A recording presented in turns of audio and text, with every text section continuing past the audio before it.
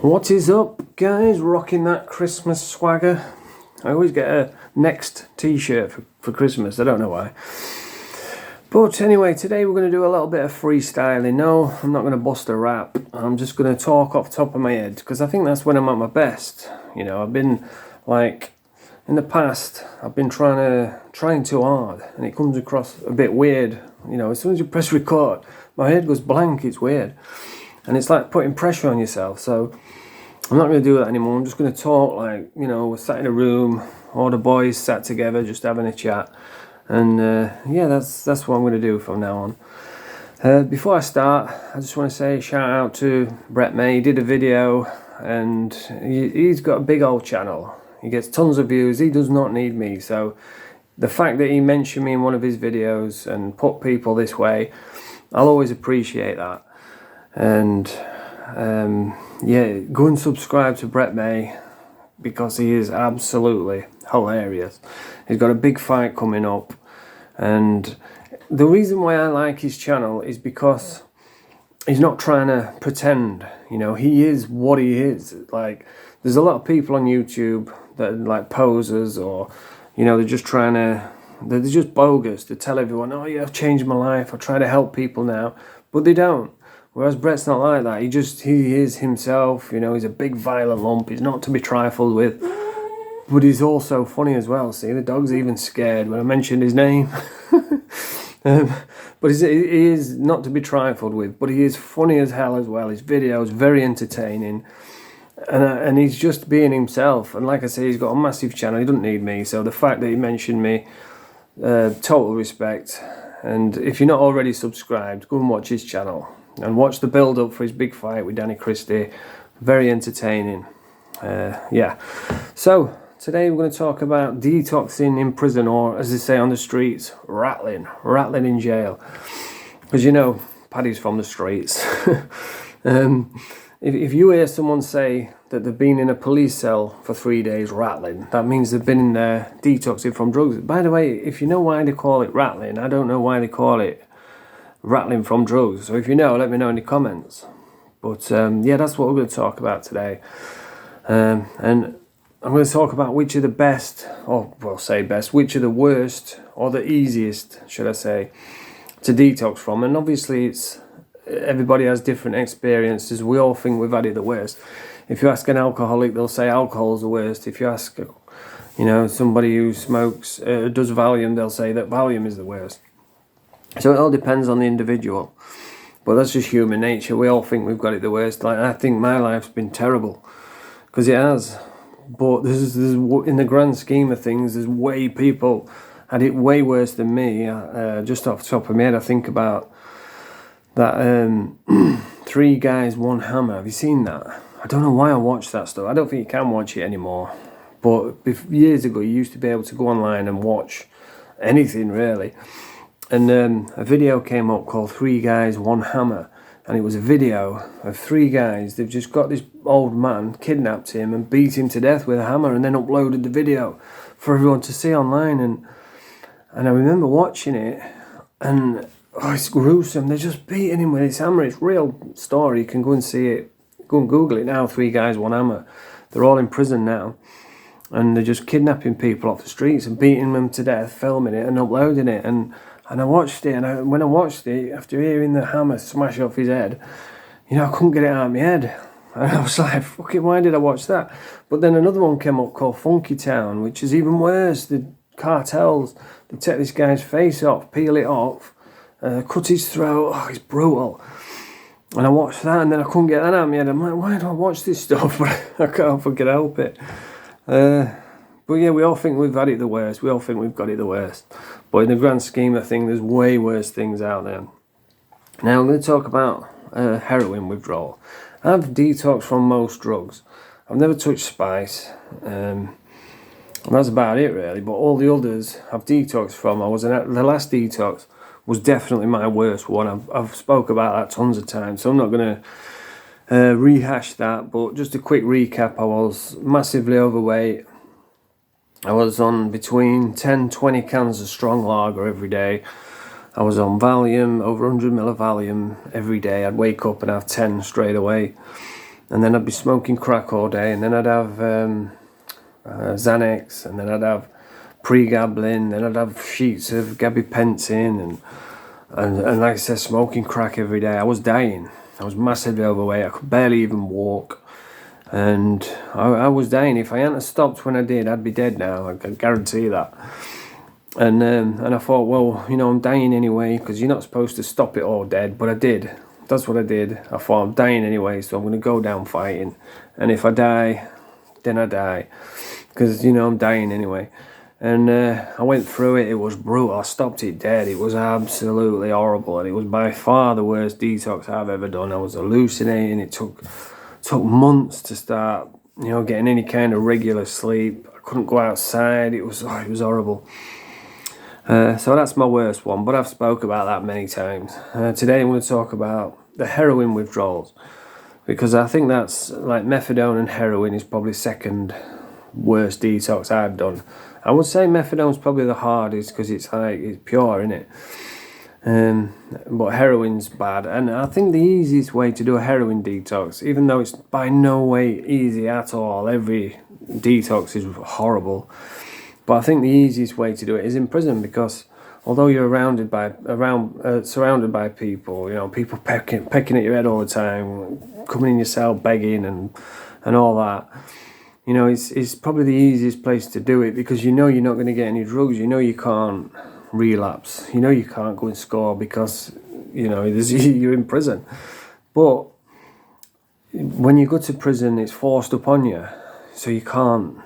A lot of times when you want to get clean from drugs, you have to want it for yourself. So if you just throw someone in a cell and make them detox, they're probably not gonna. It's not gonna cure them long term. As soon as they get out, they'll relapse, because that's exactly what I did. And I was stuck in a revolving door. I couldn't seem to get out of it. No matter what I did, it was like prison, detox, get out, relapse, prison, detox, get out, relapse, police cells, prison, and I was just stuck. I couldn't get out. It was horrible. And I think the first detox I did was probably the worst, because back in the 90s, early 90s, the gear was a lot stronger. It was a lot purer. It was probably like maybe 50-70% pure back then. Nowadays, you're lucky if you get 2% pure.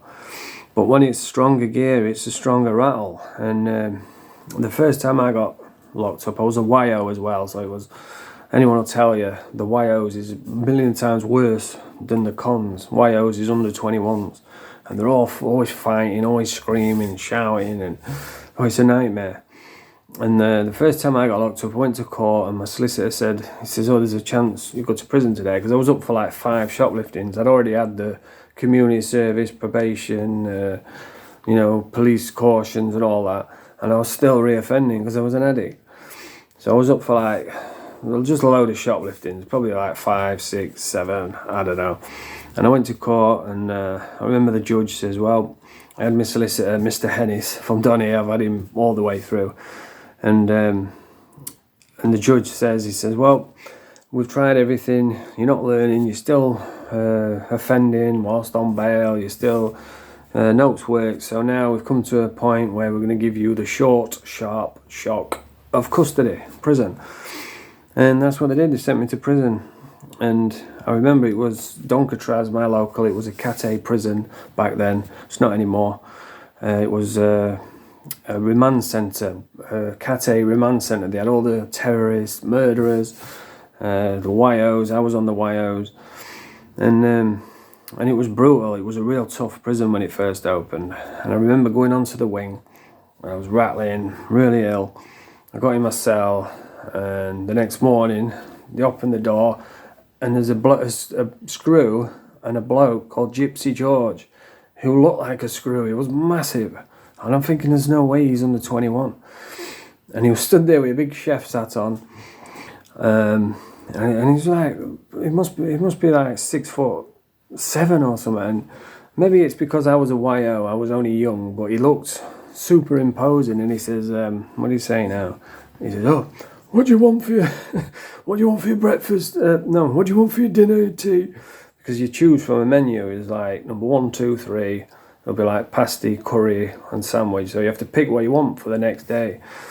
and he was stood there and he took me dinner. And then I remember coming out, rattling, skinny as out, big long hair, scruffy clothes, straight from the streets, and sitting on the wing looking round, and I could hear people talking about me, and I was, oh, for fuck's sake, it was horrible. And they put me in with this kid, and this kid was really nice. He was coming across really nice. He's saying, oh yeah, I'm from Sheffield. We sit all dear. We sit all dear. Come and sit with us. You know, you'll be all right. And I thought, well, what a nice guy. And then the next morning, I was up all night rattling. The next morning, he's fucking moved cells and took my baccy with me, because you used to get a little pack of gold in Virginia. Everyone got it when you first get in. They would give you a little pack of gold in Virginia and you would pay it back when you get money in your account. Everybody got one. And he's moved cells and took my pack of tobacco. Now, I know now that if someone does that, then you've got to put it on them. But I was green as hell, you know. I was rattling. I didn't want no trouble. So I just thought, oh, fuck this, I can't be arsed, just fucking have it. And then, but I never forgot about it. And then like 6-8 weeks down the line, you know, I was still on the wing. I'd put weight on. I knew who everybody was. And he was a little muppet. He was sat at the muppet table with all the little fraggles. So I thought, hey, you little prick, I'm going to get me, you know, you owe me ½ ounce of baccy. So I went to his cell, and I went in his cell and says, listen, you owe me ½ ounce of baccy. And he knew straight away, cause it must have been on his head, because I know it was on my mind. Every time I walked past him, there was like, I could feel the tension, you know, and I'm thinking, oh, you little prick. And yeah, and I went there, and he knew what I was on about, and he says, oh yeah, I'm sorry, I was just, you know how it is, and all this shit. And I said, well, I want it back, you owe me it on Thursday, or whatever it was. And I just left it at that, you know, I got it back off him. There's people in there that would have just gone in and writ him off, or took the boys in there and smashed him in, but you know, I'm not really like that, so I just wanted him to know that I knew he'd done it and just wanted it back. So yeah, and I ended up detoxing for, felt like ages, and then I got out, and then I came back, and I was next door to one of my mates. He's dead now, a kid from Donny called Salesy. Yeah, rest in peace, Salesy. He was next door to me, and I always remember this. His cellmate was a big fat dude. He looked like, it was funny because he was a big, massive fat guy, and his head, he looked like a baby. He had a little baby head, and he looked just like a newborn baby, but his body was massive, and he used to sit on the bed with his, in his underpants with his legs crossed, and he looked like a giant baby. So that's what we used to call him. We used to call him Big Baby. And that was his cellmate. And then my cellmate was a kid called Tempe, who looked like Neil from the Young Ones, but he was a big strapping bloke. He wasn't skinny like Neil, but he had long hair. And he was a gym head, you know, a big dude. But he was really nice. He was quiet, polite, respectful. And the wing bully was like pushing him all the time. Not physically pushing him, but, you know, taking the piss. And because he was quiet and respectful. And I remember I was sat in the cell, and he was saying to me, he keeps pushing me. He says, I'll tell you what though, he says, if I kick off, I'll never forget it. He says, if I do kick off, he says, I'll frighten thee. That's what he said. I'll scare thee, is what he said. And then I come back from, I think it was at football or something, I come back, and all the lads were coming up saying, oh, your bad mate's just smashed that bully in, and apparently he proper thrashed him as well. But yeah, that was my cellmate, and then cells are next door. And I remember I went in the cell, and it must have been like, I think it was like 16, 17 days before I had any sleep. And every morning I used to come out of the cell, and I'd look straight to cells and say, are you getting sleep? And he'd say, did I fuck? And apparently, I don't know if this is true, but because I've never used needles, but apparently if you inject it, the detox is not as bad as if you smoke it. I've only ever smoked it, so... And I would get cellmates that would say, oh yeah, I'm on 10 bags a day, injecting it. And then 3 days later, they'd be on the bed snoring their heads off. And I'm sat there wide awake, like, fucking hell, this is not fair. But yeah, it seemed to be ages since we got some sleep. And the wing rep, who I didn't really know him, but all the Donny lads knew him, and they told him, yeah, he's a good lad, Paddy. And every time I went down, it was like a running joke. He'd be like, fucking hell, you're looking rough still. You're still rattling. I'm like, yeah. And it seemed like it lasted forever. It was just like a non-stop detox. But yeah, that's probably the worst ones in prison. Was the first ones. You do get used to it, like, because you know what's going to happen. And what happens is, like, the first 2 or 3 days, it's just, that's when it's at its worst. All your bones are aching, you're rapid fire sneezing, you're freezing cold, your headache, your stomach hurts, you can't sleep. That's the worst part. And you can't eat anything. I remember once I went into this kid's cell and he was on the toilet puking, and I was laughing at him, saying, "Ah, you're rattling." And then 2 days later, I tried to eat, like, they used to have these like chocolate pudding things. I tried to eat one of them, and I was on bog puking, and he walked in and went, "Ah, you're rattling." That's fucking good. But yeah, you're puking, your head hurts. It's absolutely horrible. It's like, think about when you've got the flu and times it by 1,000, and it's still nowhere near you. When you've got flu, it's bad, but at least you can get your head down. You can stay in bed, you can sleep it off, you can have a few painkillers. But when you're rattling, nothing works. You can have 100 painkillers, it won't take anything away. You can't sleep. You can have 100 sleeping tablets. It just doesn't work, and it is horrible. You're like, it's like you sat and you laid in bed, you know you're going to be there all night. That's why I can't stand tweeting birds now. People love it in the morning when the birds are tweeting, but I fucking can't stand it, because it reminds me of detoxing. And I used to sit there all night, and then first thing in the morning you do, the breakfast trays come in at like 6 o'clock, and I'd be like, it's 6 o'clock. And it's horrible, because you know you've got to go through it all day, and then as soon as they bang the door, you've got to sit through it all night. You can't sleep at all. It's fucking horrible. And when you do finally start sleeping, you'd think, like, after 3 weeks you'd be exhausted, you just sleep for a week. But it don't work like that. It comes back gradually. You're like, the first night you'll get 10 minutes sleep, the next night you might get 8 minutes sleep, and then you might get 15 minutes sleep, and it just takes so long. It's absolutely horrible. And you get to a point where you're not sure if you're asleep or awake. It's like you're hallucinating, you see things. Oh, it's fucking horrible, mate. But yeah, I think that's probably the worst detox I did was the last one. And I just couldn't see a way out. I'd convinced myself I was too far gone. I couldn't get clean, and if I did get clean, I was still fat as a pig. I thought I'd given up. I thought I might as well just end it now. And I've spoke about that before. And I just couldn't see a way out. But then eventually, when I did get motivated, I did get clean. So all this time I'd been convincing myself I couldn't get clean when I could. I just had to do it. And that's what I would always say. If you're battling addiction, you might think it's too late. You might think you're too far gone. You're not. Because no one was any worse than I was. No way. And that's the very first step to getting clean, is convincing yourself that you can.